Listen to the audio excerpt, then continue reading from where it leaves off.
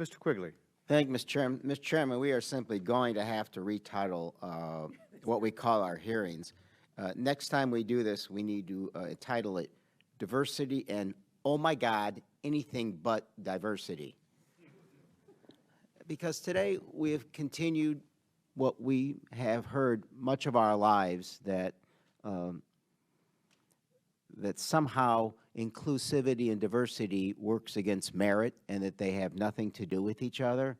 It implies that diversity is unequal to quality, and we know that any notion that increased inclusion works against merit is just plain wrong.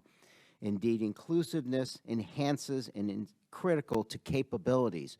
But who am I to say these things? So I'll quote someone else who actually has been in the worst of the fields.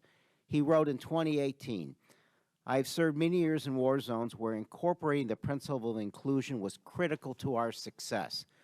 The U.S. is arguably facing more complex and serious threats to our national security than any time in our history.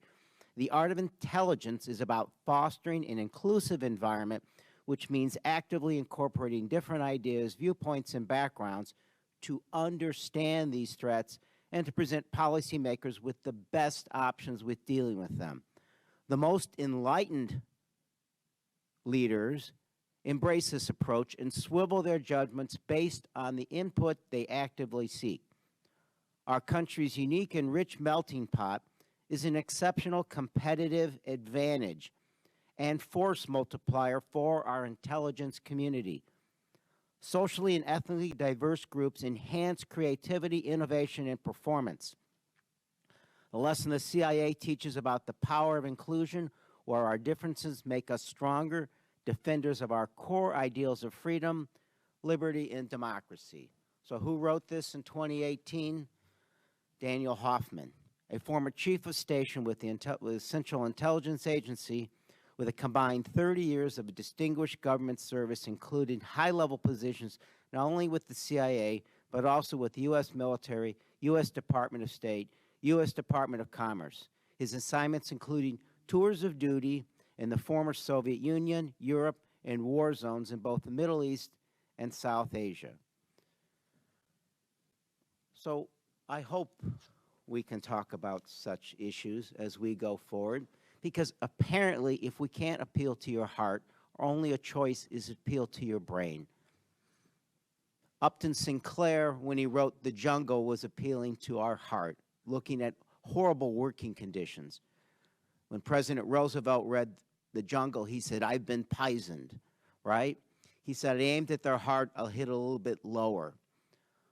So I don't know how else to do this, but to use this distinguished panel to remind us that if we can't appeal to your heart, our brain tells us that to function in an incredibly complicated, gritty, diverse world, the skill set out there must be used that can work in that field, and a lot of them, in most of those areas, they can't look like me.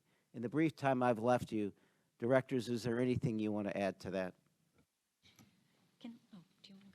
No, I just was going to say, Congressman, I entirely agree with Dan Hoffman and the quote that you raised. He's a very fine career officer, and I think he's absolutely right. You see this in the hard places around the world where our colleagues are doing hard jobs today, trying to operate in very complicated environments where, just as Dan Hoffman said, our diversity is a huge asset, diversity of languages, of understanding of other cultures, the ability to do our work overseas. And the same is true with regard to analysts at our headquarters as well. Their ability to understand what's going to be most important about pieces of intelligence to convey to policymakers. So I think I've always thought throughout my career, first at State and now at the CIA, that diversity is a huge national security asset for the United States, and I see it every day at CIA.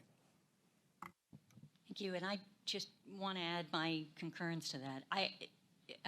When I first came in, we went through an exercise with the leaders of the intelligence community to identify what are our priorities. And we talked about substance, and we talked about the fact that China is a critical priority for the intelligence community.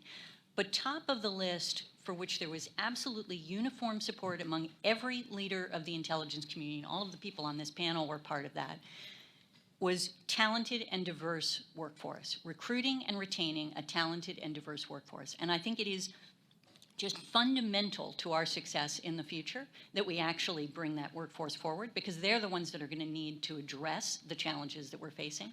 And there is nobody that saw any tension between diverse and talent. It is absolutely fundamental and together.